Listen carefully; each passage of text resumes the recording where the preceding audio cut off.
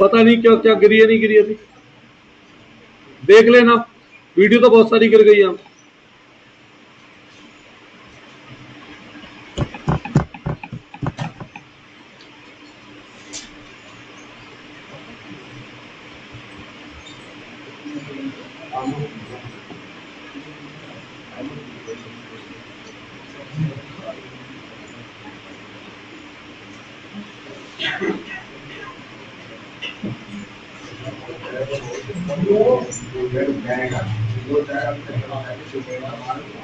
हाँ जी, चलो आ जाओ कैश फ्लो पे। अब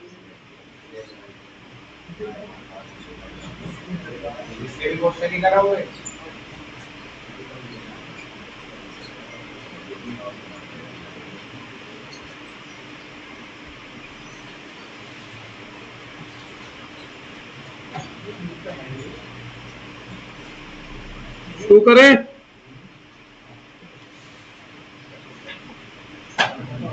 cash flow statement is prepare for financial,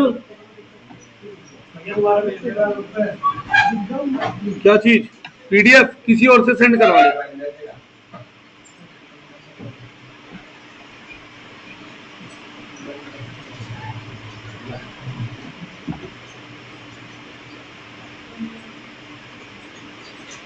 बोलिए अब, cash flow statement is prepare for financial planning of long term, medium range, short range, very long range. Cash flow हम क्यों बनाते हैं?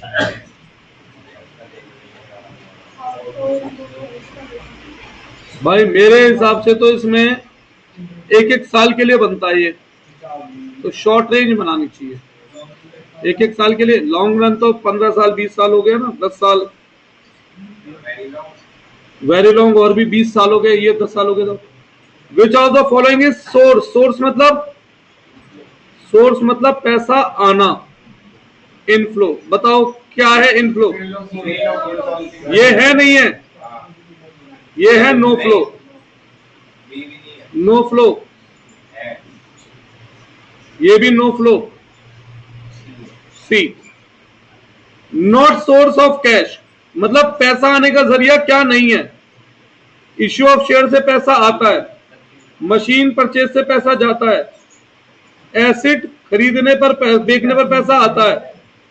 तो क्या आंसर लग रहा है आपको? B, not the source. Which of the following is not application? Application मतलब पैसा जाना। इंक्रीज इन डेटर प्लस करते थे माइनस,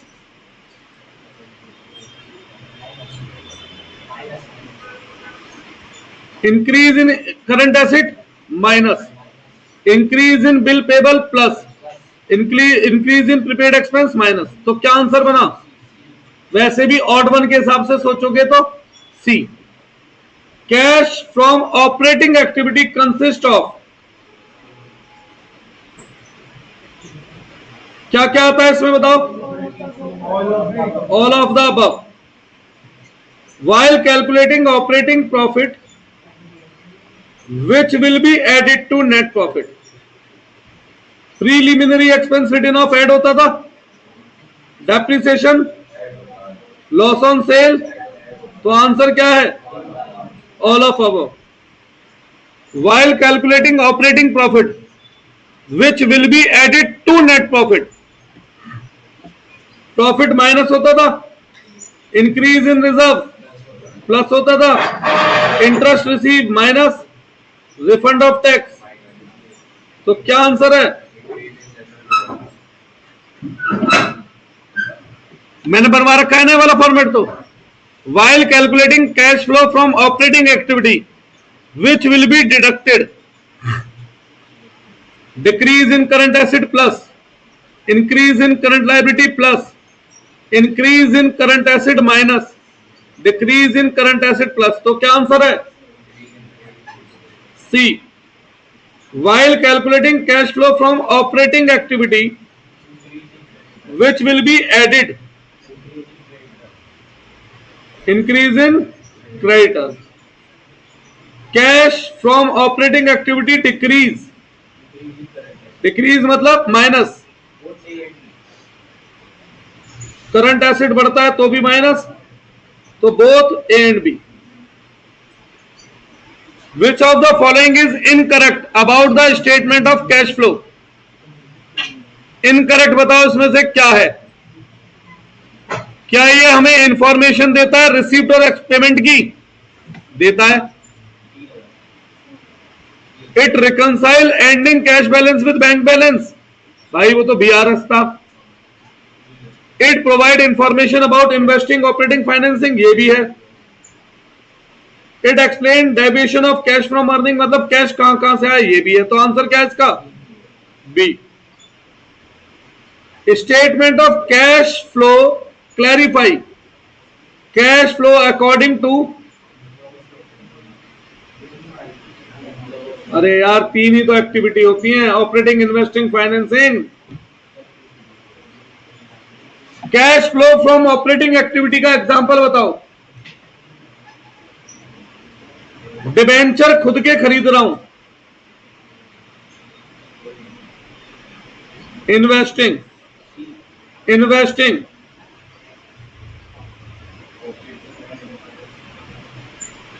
फाइनेंसिंग। अब लिखा तो यहां भी इंटरेस्ट पेड है, तो ये क्या होना चाहिए? अरे भैया बैंक के द्वारा, बैंक के लिए इंटरेस्ट क्या होता है? ऑपरेटिंग एक्टिविटी होता है, चाहे वो रिसीव करे चाहे वो पे करे। Cash flow from operating activity का एग्जांपल बताओ। देखो, इन्वेस्टिंग, इन्वेस्टिंग, फाइनेंसिंग, तो क्या है? A. Cash flow from operating activity बताओ कौन सा है? ठीक है, बाकी ये फाइनेंसिंग, ये इन्वेस्टिंग, ये इन्वेस्टिंग। इन्वेस्टिंग का एग्जांपल बताओ। Financing, loan financing, raw material operating, investment, investing. तो क्या आंसर है?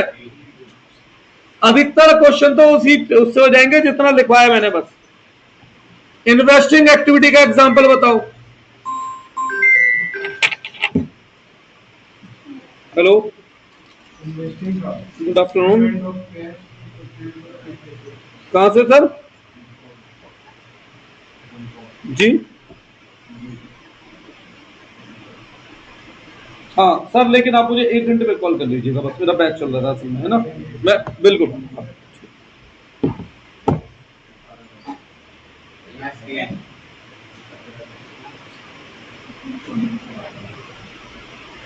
इन्वेस्टिंग, ये तो ऑपरेशन है, ये भी ऑपरेटिंग है, ये इन्वेस्टिंग है और ये फाइनेंसिंग है। तो आंसर फाइनेंसिंग। अब जो मैंने आपको एक छोटा सा टेबल बताया था वही काम आ रहा है, देखो अभी तक तो। फाइनेंसिंग, डिविडेंड फाइनेंसिंग है क्या? ये इन्वेस्टिंग हुआ, ये ऑपरेटिंग हुआ, ये इन्वेस्टिंग हुआ। तो आंसर क्या है? कोई डाउट नमित? 19 फाइनेंसिंग का एग्जांपल पूछा है। Cash receive from issue of share. 20 paid ₹4 lakh to acquire share in RY limited and receive a dividend of 40,000 after acquisition. Transaction will result in investment. खरीदने पर जब हम किसी के शेयर खरीदते हैं तो उसे क्या कहते हैं? इन्वेस्टमेंट। इन्वेस्टमेंट खरीदने पे पैसा जाएगा कितना, और डिविडेंड रिसीव पर पैसा आएगा। तो नेट इंपैक्ट क्या बना? माइनस है कहीं? यूज मतलब माइनस, सी। मशीन ओरिजिनल कॉस्ट 40,000, जिसपे अब तक का एक्यूमुलेटेड एप्रिसिएशन लगा 12,000, तो उसकी बुक वैल्यू क्या बनी? और उसे हम बेच कितने बने? तो 6,000 का क्या है, ये प्रॉफिट क्या करते थे हम, है कोई ऑप्शन? अच्छा, इसने कैश फ्लो पूछा है बस, तो भैया कैश फ्लो तो ये है ना, पैसा आना 34,000 रुपए, और पैसा आ रहा है जा रहा है, किसकी वजह से, किसकी सेल, कोई डाउट इसमें? एक मिनट रुको बेटा, 2 मिनट पानी ले लो।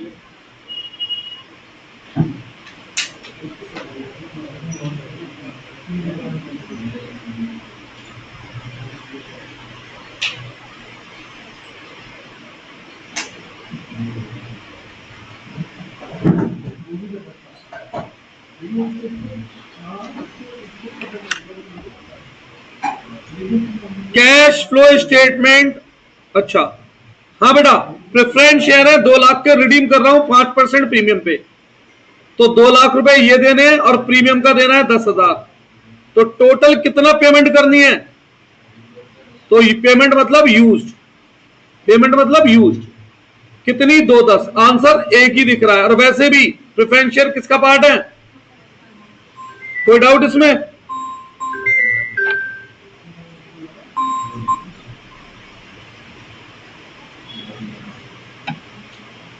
Amount of goodwill 40,000 at beginning of year and 48,000 at end of year. Goodwill बढ़ रही है कम हो रही है? गुडविल बढ़ती थी तो हम क्या करते थे, इन्वेस्टिंग से माइनस, कम होती थी तो ऑपरेटिंग में प्लस, तो इन्वेस्टिंग और यूज मतलब माइनस। कोई doubt Namit? How will you deal increase in balance of security premium reserve? तो भाई प्रीमियम बढ़ रहा है, प्रीमियम का संबंध किससे है, शेयर डिबेंचर से, तो किस एक्टिविटी का पार्ट है, वो जो छोटा सा एक टेबल बनाया था ना शुरू में, 90% क्वेश्चन तो उसी से ही हो रहे हैं। आगे cash flow due to purchase of machine पूछ रहा है, तो क्या सोचना है यार इसमें, इन्वेस्टिंग है वो, तो पढ़ूं क्यों numerical.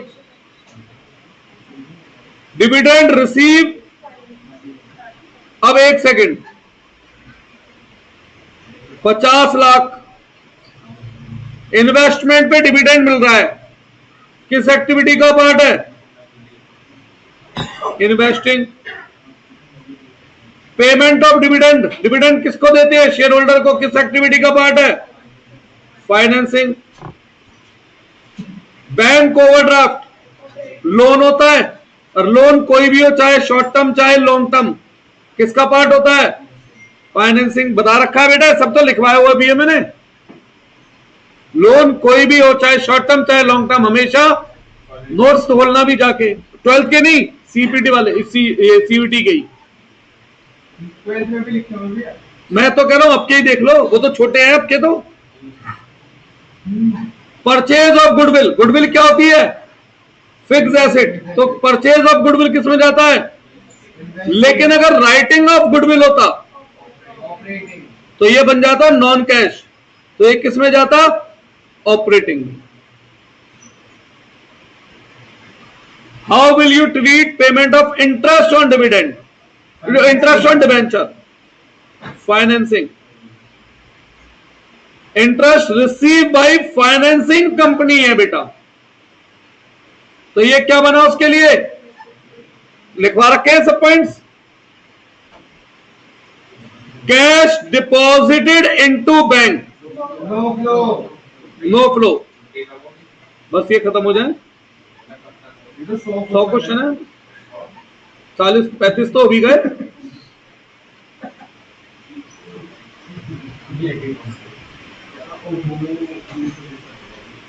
Net amount of source, source मतलब पैसा आना, और यूज मतलब पैसा जाना। फिक्स एसेट जिसकी वैल्यू 15,000 है, 5,000 लॉस पे बेच रहा हूं, तो 10,000 रुपए आएंगे जाएंगे, तो ये क्या बना, source. Dividend paid bye trading company. अब डिविडेंड पेड तो कोई भी कंपनी पे करे, हमेशा किसका पार्ट होता है? फाइनेंसिंग का।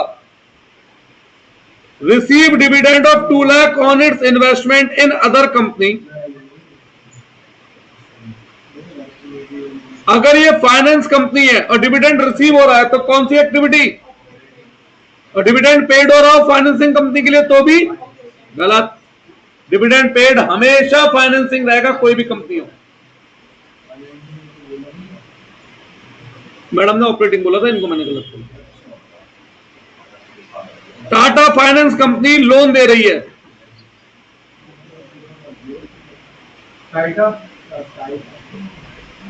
लोन दे रही है। हाँ, तो हमें दे रही है ना। हाँ, फाइनेंस कंपनी है। कौन सा? ऑपरेटिंग। इन्वेस्टिंग। क्यों? अबे भैया, जब हम किसी को लोन देते हैं तो वो एसेट होता है।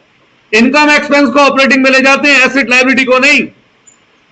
इस पे जो इसे इंटरेस्ट मिलेगा वो ऑपरेटिंग है, इसके लिए लोन ऑपरेटिंग नहीं है। ठीक है। Deposit by customer in axis bank.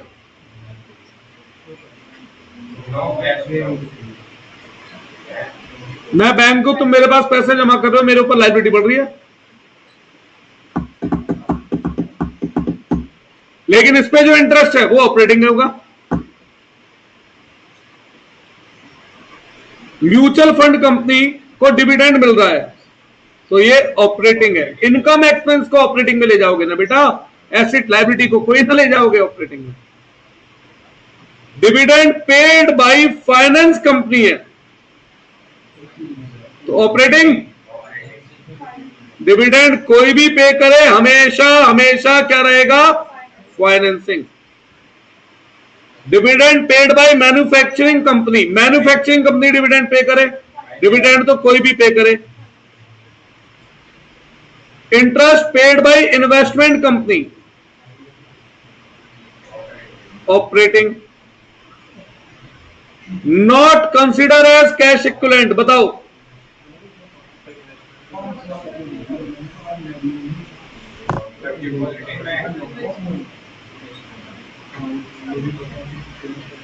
Consider as cash equivalent लिखवा रखा था, cash plus bank plus short term marketable security. क्या? शॉर्ट टर्म इन्वेस्टमेंट होती है, और केवल इन्वेस्टमेंट लिखा हो तो उसे क्या मानते हैं? Non current. तो वो किसका पार्ट होती है बेटा? इन्वेस्टिंग। सही है। Which of the following is consider as cash equivalent? सब शॉर्ट टर्म इन्वेस्टमेंट्स हैं। Cash deposit with bank with a maturity date of 2 month, किसमें आएगा ये? Cash and cash equivalent, short term marketable security. Issue of debenture for other than cash. अरे भैया, machine के बदले debenture दे रहा हूं तो पैसा आ रहा है, जा रहा है? जब ना पैसा आ रहा है ना जा रहा है तो फ्लो ही नहीं है, तो कहां से ऑपरेटिंग इन्वेस्टिंग फाइनेंसिंग हो गया Devi ji? And investment normally qualify as cash equivalent. बेटा एक बार इसका नेट पे आंसर देखना क्या आ रहा है, फिर मैं अपना आंसर बताता हूं। क्या भैया? हाँ, नॉर्मली क्वालिफाइड 3 मंथ होता है ना। एक बार देख तो लो, फिर भी मैं गड़बड़ू कभी। देखना भाई।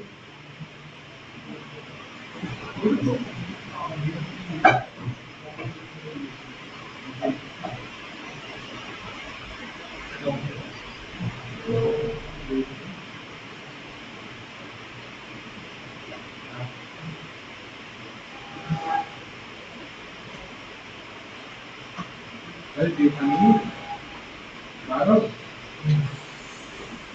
3 मंथ का टेस्ट है।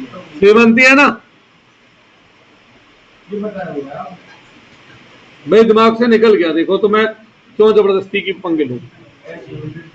परचेज फर्नीचर 20 लाख, 60% शेयर से दे रहा है और बैलेंस चेक से। तो कैश और कैश इक्विवेलेंट में कितना फर्क आ रहा है? टोटल तो 20 लाख रुपए का आ रहा है। 8 लाख का आ रहा है यार।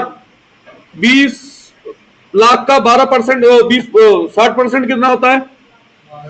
12 लाख का फर्नीचर शेयर के बदले में खरीदा है। पैसा आ रहा है या जा रहा है? कैश में कितना खरीदा है? तो पैसा आ रहा है, जा रहा है? तो आउटफ्लो इनफ्लो? आउटफ्लो। आउटफ्लो को यूज कहते हैं या फ्रॉम कहते हैं? सोर्स कहते हैं, एप्लीकेशन? ढूंढ लो कोई ऑप्शन है तो। अब मशीन है तो इन्वेस्टिंग तो वैसे ही हो गया।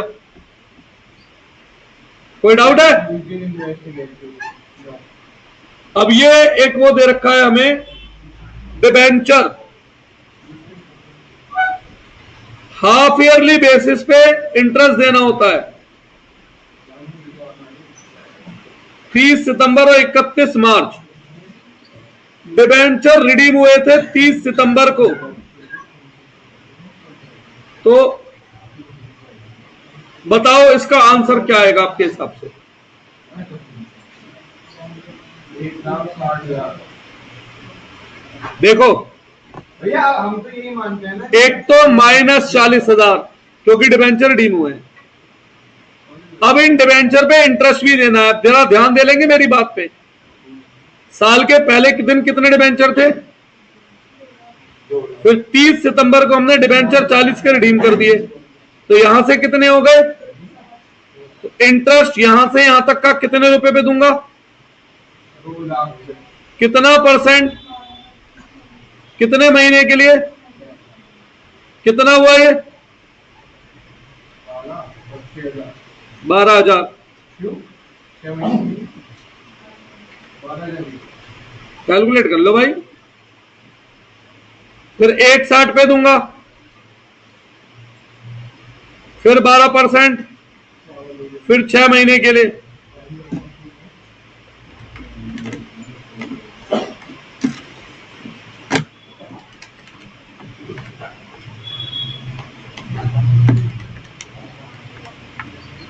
$9,600। तो टोटल इंटरेस्ट दिया मैंने 21,600। मेरा आंसर आ रहा है 61,600 माइनस। है कोई ऑप्शन? अब आउटफ्लो ही तो कहेंगे, पैसा जा रहा है तो। Not an investing activity, marketable security, ये तो नो फ्लो है। सेल ऑफ लैंड इन्वेस्टिंग है। सेल ऑफ शेयर इन्वेस्टमेंट, मतलब जब हम किसी की शेयर खरीदते हैं तो हम उसे शेयर नहीं मानते, क्या मानते हैं? ये भी इन्वेस्टिंग है। परचेज ऑफ इक्विपमेंट, ये भी इन्वेस्टिंग है। तो आंसर क्या है? ए। इक्विपमेंट मशीन को ही तो कहते हैं भाई। अच्छा, मैंने कब लिखवाया तुम्हें इक्विपमेंट करंट एसेट में? इक्विपमेंट प्लांट एंड मशीनरी का पार्ट है भाई साहब। चलो 50% तो हो गए। While preparing cash flow statement, commission and royalty receive किस एक्टिविटी का पार्ट है? ओ नहीं, इन्वेस्टिंग। यार कमीशन तो आप उसके लिए देते हो ना। किसके लिए? ये रूटीन इनकम का पार्ट है भाई साहब। विच of the following transaction will, एक सेकंड सुनो यार, इसमें आंसर मुझे बी और सी भी लग रहा है। कमीशन ऑपरेटिंग और रॉयल्टी इन्वेस्टिंग। अब आप कहेंगे रॉयल्टी इन्वेस्टिंग क्यों? जब मेरा कोई एसिड यूज करता है उसके बदले में मुझे रॉयल्टी देता है, तो एसिड के अगेंस्ट इनकम है, तो इसका आंसर डी भी हो सकता है। एक बार देखना इन्होंने क्या आंसर करा है। इन्होंने अच्छा सी। तो ये रॉयल्टी को डे टू डे एक्टिविटी का पार्ट मान रहे हैं, जस्ट सेल ऑफ गुड्स की तरह ट्रीट कर रहे हैं। अबे सी ऑप्शन है वो। मैं सम्मी जी लिखा है। सबका सी है। नॉट रिजल्ट इन फ्लो, बताएं। ठीक है। assertion reason, purchase of marketable security classify as cash outflow under investing. Reason correct, लिख दोगे ऑप्शन सही। Conversion of debenture into share will not be considered in cash flow. True.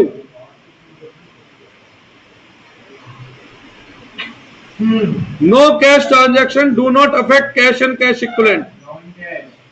हाँ, तो ये भी ट्रू है, तो बोथ आर करेक्ट है कहीं।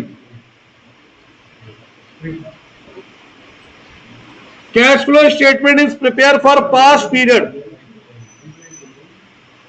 since it show how cash was received and spent in past period।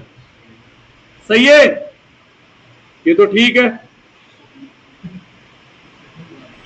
Cash budget is prepare for future, ये भी ठीक है। देखो सुनो, वैसे तो हमारे कोर्स में नहीं है क्वेश्चन, बट मैं आपको बताता हूं, जब भी बजट शब्द आए, बजट हमेशा होता है फॉर फ्यूचर, बजट होता है एस्टिमेशन। ठीक है, इस क्वेश्चन को स्किप कर रहा हूं क्योंकि बजट हमारे कोर्स में नहीं है। लक्ष्य यार सुन ले बेटा।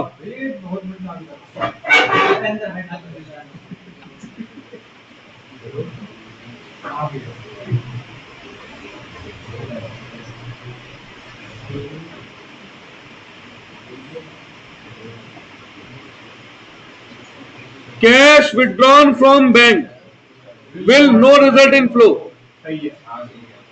Cash withdrawn from bank is movement between items of ये भी true है।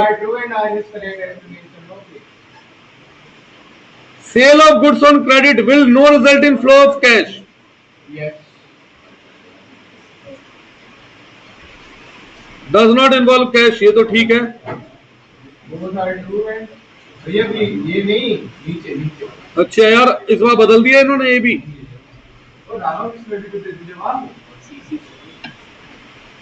अकाउंट में एनडीने का संपर्क टूट गया। Interest receive by company on investment is a financing activity.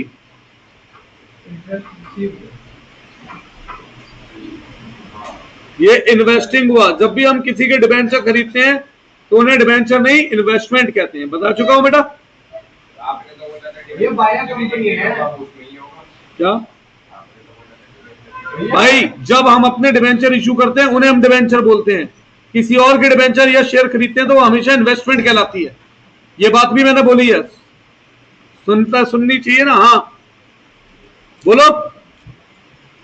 Interest receive by company on calls in arrear is financing, बिल्कुल ठीक है। तो क्या आंसर है?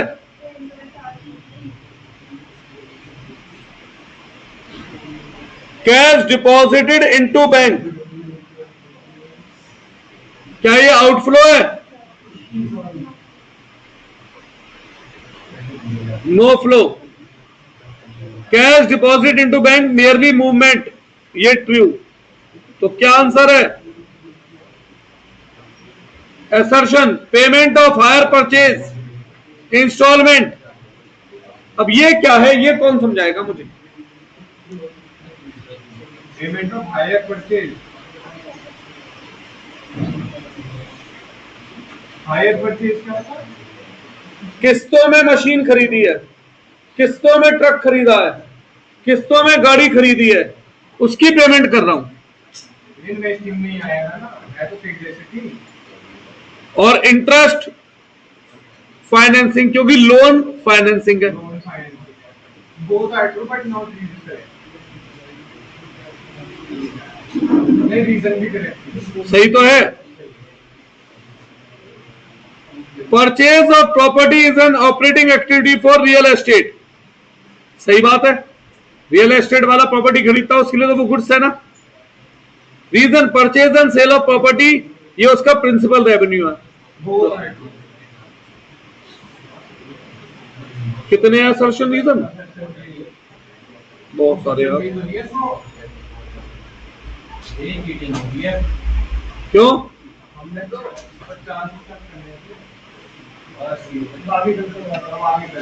भैया पेपर का सिलेबस खत्म करना है, तुम करके लाते ही नहीं होमवर्क में।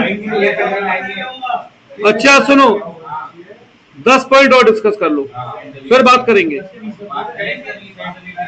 Declaration of proposed dividend does not result in outflow of cash. सही है गलत है? केवल डिक्लेयर ही तो करा है, पैसा कोई ना दिया है। डज नॉट अफेक्ट कैश, तो आंसर क्या बना? B. Payment of dividend classify as financing for all. Payment of dividend classify as operating false, तो answer only A is correct. Cash receive against service rendered, operating ही है। Cash paid against service taken, ये भी operating है। Both are true ही कह सकता हूं इसमें तो, बट ये एक्सप्लेनेशन कोई ना है। Income tax paid is operating activity.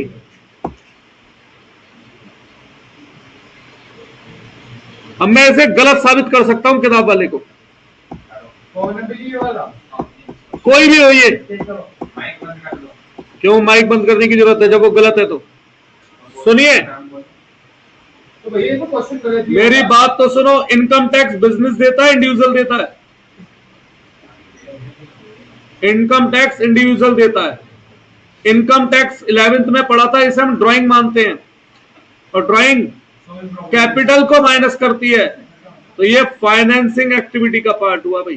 तो भैया गलत क्या, उसने तो बोला है कि सही है तो बता दो। नहीं, इन्होंने, मैं बता रहा हूं ना, इनकम टैक्स को उसके साथ। अच्छा ये भी आगे तो पढ़ लें। Income tax paid on gain of building is investing. Same बात, इसे इनकम टैक्स नहीं कहना चाहिए था इन्हें, प्रॉफिट टैक्स होता है। बहुत भैया बहुत फॉल्स हो गए ना, फिर इसमें गलत क्या प्रूफ? यार उसका तुम भावना नहीं समझते, वो क्वेश्चन किस भावना से देना चाह रहा था। चलो सुनो छोड़ो, मैं इसका आंसर बताता हूं। इसका आंसर आप देखना, ए या बी निकलेगा उसका। देखो नीचे क्या आंसर आ रहा है इसका। इसका नीचे का है, हाँ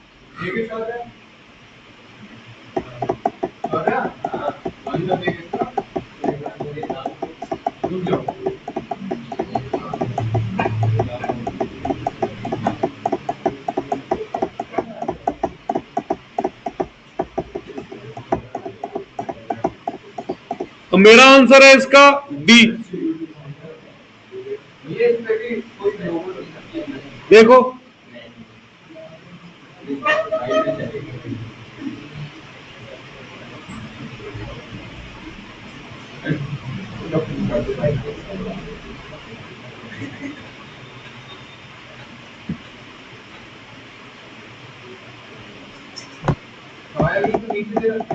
हाँ, assertion reason 13।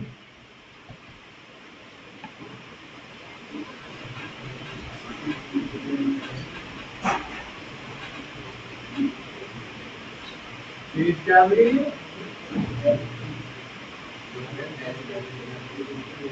276।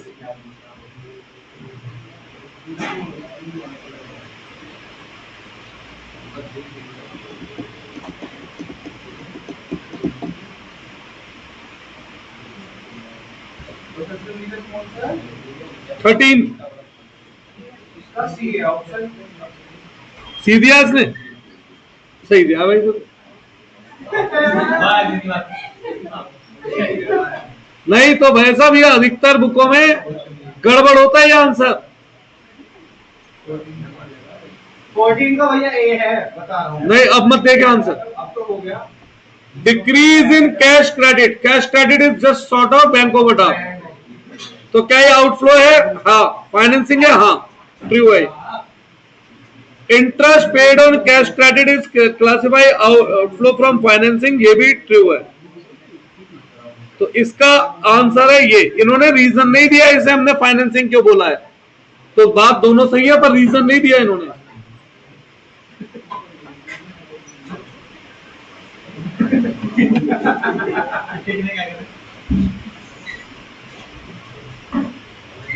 Old furniture written off is not consider while preparing cash flow statement। Written off मतलब डेप्रिसिएशन, क्या आप इसे कंसिडर करते हैं? नहीं करते, हम इसे कैंसिल करते हैं, इसके इंपैक्ट को न्यूलिफाइड करते हैं। Non cash transaction do not affect, तो ये रीजन भी सही है और ये करेक्ट एक्सप्लेनेशन भी है। बेटा हम इनडायरेक्ट मेथड में जिन्हें भी प्लस माइनस कर रहे हैं वो नॉट कंसिडर्ड है, इसलिए हम उन्हें रिवर्स कर रहे हैं। भाई तुम भी ध्यान दे लो, कुछ 70-80 क्वेश्चन हो गए, कहां ध्यान है तुम्हारा अभी तक? Payment of outstanding rent for previous month will no affect in cash flow, false. पैसा जा रहा है तो अफेक्ट होगा। इट विल कंसिडर, भाई कभी कभी हो कैश फ्लो में, मैंने तो बोला ही नहीं अभी का देना है, मैंने तो ये बोला पैसा जा रहा है तो माइनस, आ रहा है तो प्लस। बट बेटा cash flow is a modern cash book, और कैश बुक में ये फर्क नहीं पड़ता आप कितना पुराना चुका रहे हो, पैसा तो आ और जा रहा है ना। इसका आंसर है कहां ये रहा ना।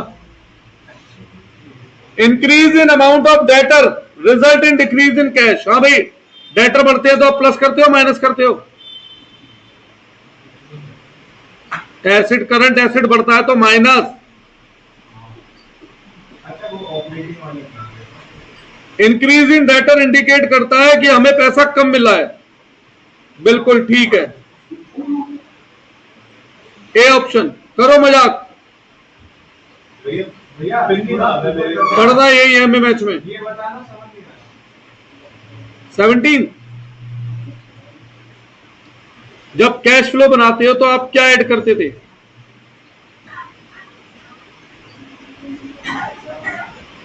माइनस करते थे ये,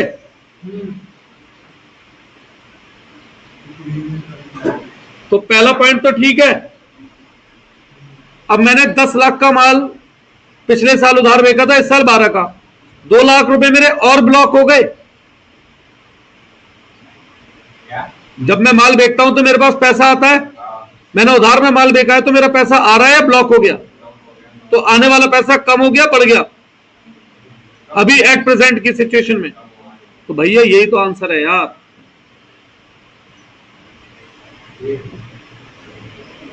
अठारहवां बस। अरे लो वैसी रो रहे थे यार।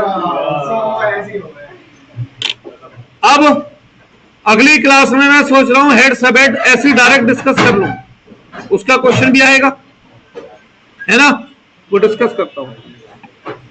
तो भैया अगली क्लास में बेटा सब फीस जमा करो प्लीज। अब मुझे कहीं पेमेंट करनी है तो मुझे अगली क्लास में फीस चाहिए, मतलब चाहिए।